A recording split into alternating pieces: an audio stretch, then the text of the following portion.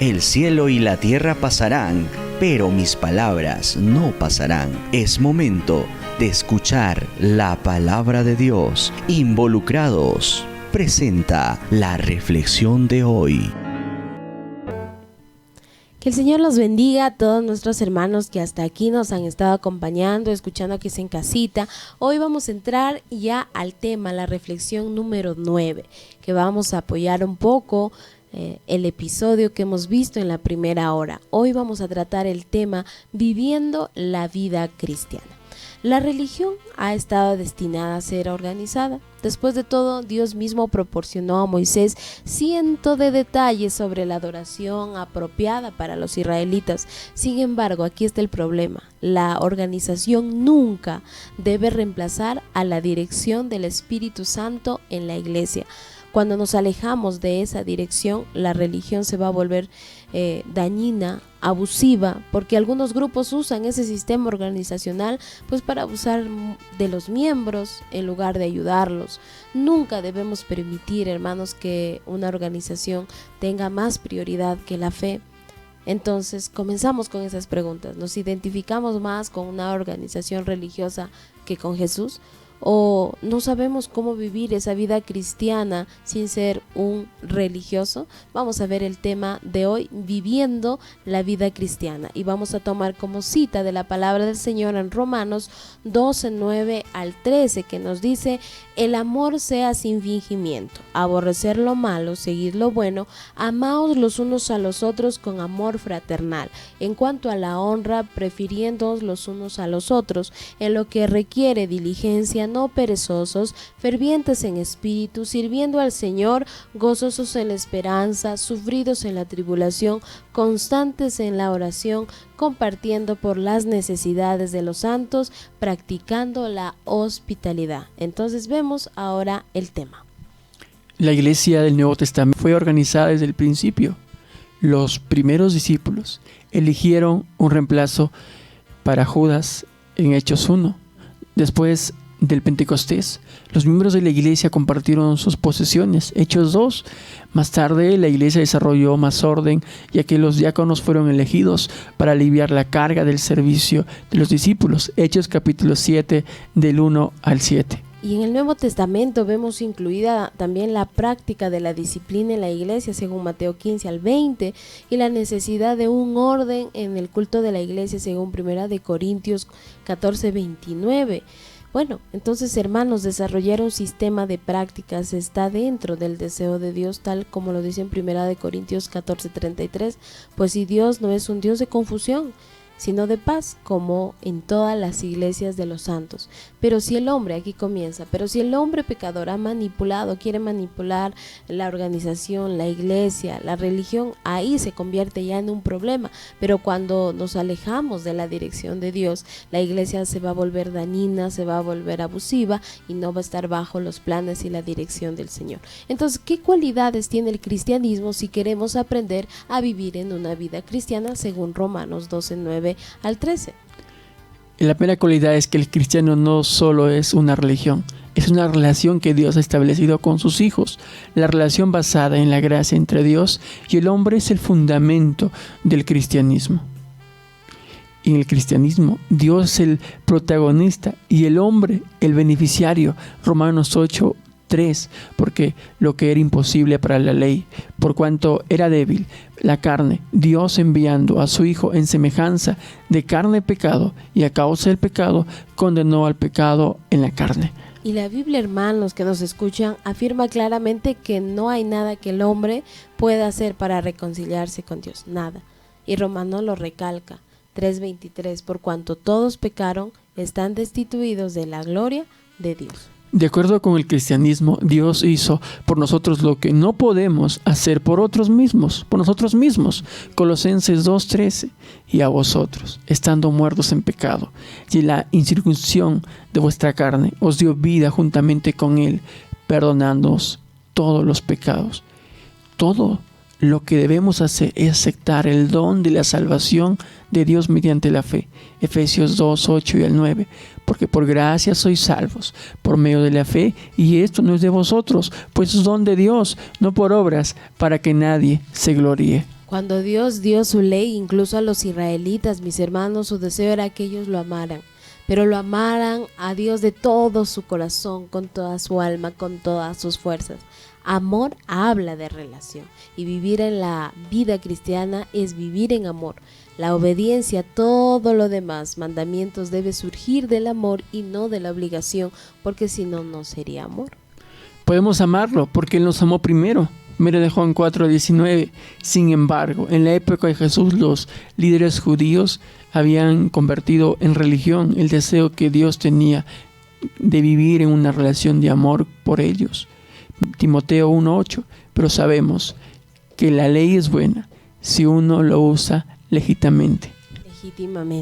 Con los años, hermanos, se ha pervertido mucho la ley de Dios hasta convertirla en una religión. El Señor no vino a solamente sembrar religión, no vino a organizar cosas según lo que ya escuchamos, sino que se fue pervirtiendo la ley de Dios, convirtiéndolo en una religión que se basaba en obras y que se alejaba pues de lo que Dios quería hacer con la gente. Y Mateo lo dice en el capítulo 23:14.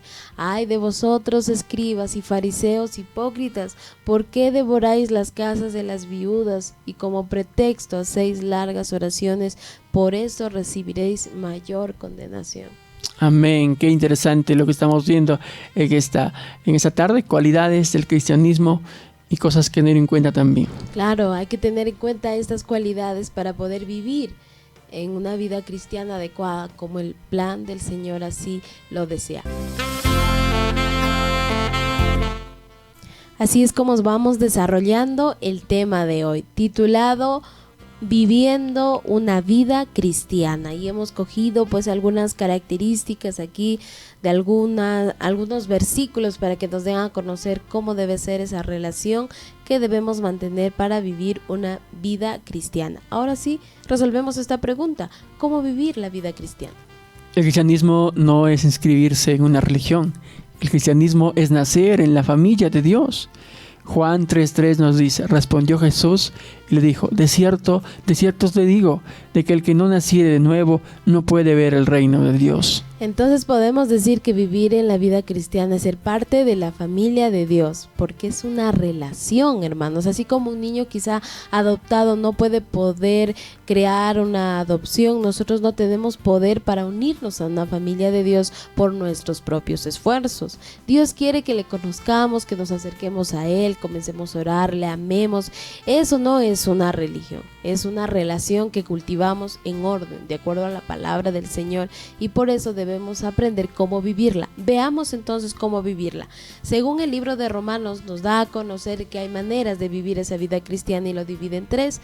La primera nos dice que debemos vivir una vida cristiana pero relacionándonos con aquellos dentro de la familia cristiana, según Romanos 12:9-13.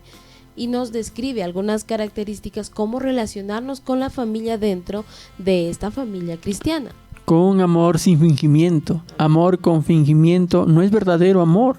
Por lo tanto, debemos dejar la hipocresía y ser una persona piadosa que hace siempre el bien. También amándonos los unos a los otros con amor fraternal. Esta es una orden el cual dice que los cristianos no deberían tener una actitud altiva, ¿no? Porque a veces vemos esas actitudes, hermanos, y la Biblia lo dice. En cuanto a la honra, prefiéranse los unos a los otros, ámense con un amor fraternal, y esto nos muestra que el afecto de un cristiano debe ser un afecto genuino, sincero. Correcto.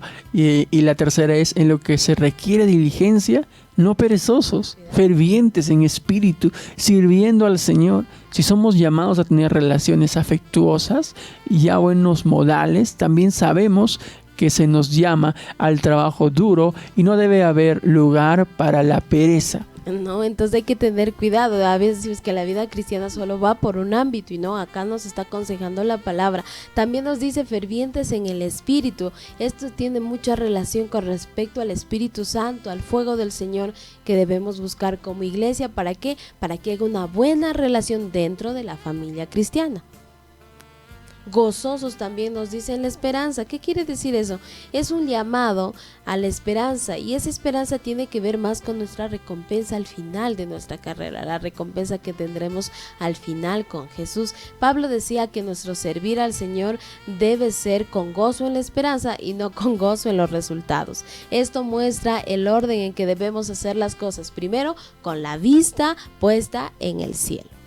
También nos dice sufridos en la tribulación. Las pruebas no excusan nuestra falta de amor en el cuerpo de Cristo o nuestra falta de voluntad para hacer su obra. Y también debemos ser constantes en la oración. Constantes en la oración. Entonces son consejos de la palabra que nos invitan a poder relacionarnos con nuestros hermanos dentro de la iglesia. Y termina diciendo, compartiendo para las necesidades de los santos, practicando la hospitalidad. Esta palabra griega de hospitalidad da a conocer ese amor por los extraños, ¿no? Es un amor que va a la acción y no solamente a los sentimientos. Entonces, si nos preguntamos lo que describe en Romanos, ¿estaremos nosotros viviendo esa vida cristiana? ¿Estaremos prefiriendo relacionándonos con la familia ahí dentro de nuestras iglesias? Hay que hacernos la pregunta. Pero ahora viene el punto número 2. Así como nos relacionamos dentro de la iglesia, también tiene que haber una relación fuera de la iglesia, fuera de la familia cristiana, y esto lo narra en Romanos 12:14. ¿Cómo entonces debemos relacionarnos con aquellos fuera de la familia cristiana? Es tremendo. Bendiciendo a los que os persiguen. No debemos de tener una actitud detestable hacia nadie, ni siquiera hacia aquellos que nos persiguen, porque si amáis a los que te aman, ¿qué recompensa tendréis si no hacen también lo mismo los publicanos? El incomparable amor de Jesús en nosotros nos mostrará en cuanto a que puede extenderse a nuestros enemigos. Entonces es una manera, ¿no? ¿Cómo me relaciono con mis hermanos? Ya nos explicó, amándonos, prefiriéndonos, dejando la pereza, fervientes en el espíritu, pero acá nos dice que la manera de relacionarnos con la gente de afuera es que también bendigamos a los que nos persiguen, que puede haber muchos más puntos ahí, puede ser, como dice, tema para más estudio, pero la palabra del Señor ya nos lo dice. Y viene ahora esta tercera pregunta. Si ya dice que la vida cristiana se desarrolla relacionándonos con los de adentro y relacionándonos con los de afuera, ahora, ¿cómo entonces cómo nos llevamos con las personas de adentro y de afuera de la iglesia? Lo dice en Romanos 12:15 al 21, despertándonos cada día para entender esto, hermanos que nos están escuchando. Gozosos con los que se gozan, llorad con los que lloran. Esto es una ordenanza muy fuerte y nos mantiene a estar unidos. Si alguien está triste, también sintamos su tristeza. Si alguien está con gozo, también nos gocemos con ellos. ¿Cómo más nos llevamos con las personas dentro y fuera de la iglesia? Tener una humilde manera de pensar, al rehusarnos al ser no altivos, sino asociándonos como los humildes, estando imitando a Jesús. No seis sabios en nuestra propia opinión. Este es muy interesante, ¿no? Es muy buena. Tenemos más que otros por saber, quizá más. Tal vez el conocimiento que conseguimos, pero todos sabemos que parte de quién, de Dios. De Dios. Por eso ahí dice, si queremos llevar una buena relación y una vida cristiana, hay que tener una humilde manera de pensar aún de nosotros mismos. Pero también nos dice, no paguen a mal por mal. Se nos llama a que nosotros amemos a nuestros enemigos. Y eso solo Dios nos puede ayudar a medida que lo busquemos, como decía incluso en el episodio. Y tratar de llevarnos mal con alguien quizás no está en nuestra fuerza, porque la palabra nos manda que mejor dejemos que el Señor se encargue de todo eso, porque las personas deben siempre aprender a ver lo bueno y dejando pues de hacer lo malo, y las personas lo van a ver a través de ¿qué? A través de nuestra conducta. No pagues a nadie mal por mal. Y la palabra nos dice también, estad en paz con todos los hombres. Eso nos recuerda que no debemos buscar contiendas. Si es posible, estar con paz con todos. Amén. Hagámoslos, porque es un mandato de nuestro Dios. Y finalmente dice, no os venguéis vosotros mismos. Aquel que confía en Dios no pensará que es necesario vengarse. Él dejará el asunto a la venganza de Dios y le dará lugar a la ira de Dios, no dejando lugar a nuestra propia ira, porque nosotros como humanos quizás podemos hacer cosas que al final nos arrepintamos, pero cuando todo lo dejamos en sus manos tendrá un mejor resultado. Eso es vivir la vida cristiana. ¿Puede haber muchas cosas más? Claro que sí, y lo vamos a ir descubriendo a medida que estudiemos la palabra, pero el consejo de hoy es que la palabra del Señor nos enseña que no debemos vivir una religión solo de normas, sino una familia, ser una familia en el Señor, porque hemos sido llamados para eso como cristianos en el Señor. A modo de conclusión, entonces podemos decir: la religión es un peso, es fruto de una posición humana, viene de afuera hacia adentro, la ponen y la someten los hombres a otros hombres. El cristianismo es una decisión libre, desde adentro, desde lo profundo del alma hacia afuera. Yo puedo decir esto, lo siguiente, de que la religión hace someterse a muchas cosas, pero el cristianismo nos acerca al Padre, al que está arriba, y al quien quiere amarnos, salvarnos y darnos una nueva esperanza.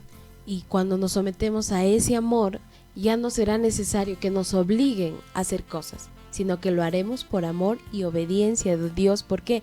Porque tendremos conocimiento de lo que es verdadero, del pecado y del juicio, sin que nadie nos diga: sabes que tú te vas a ir al infierno y hagas esto, ¿no? Porque ese amor nos convencerá de las faltas que hemos tenido. El que pasa a ser cristiano es porque el Espíritu Santo lo ha tocado y ha decidido voluntariamente entregar su corazón a Cristo, porque ha visto y reconocido cómo es su condición, y es una condición pecadora, y se arrepiente, y al recibir, andar y vivir en Cristo, pues ha ganado ser parte de la familia de Dios y vivir una vida cristiana. Y terminaríamos con esta pregunta: ¿usted se atreve a vivir esa vida cristiana? Solamente usted tiene la respuesta.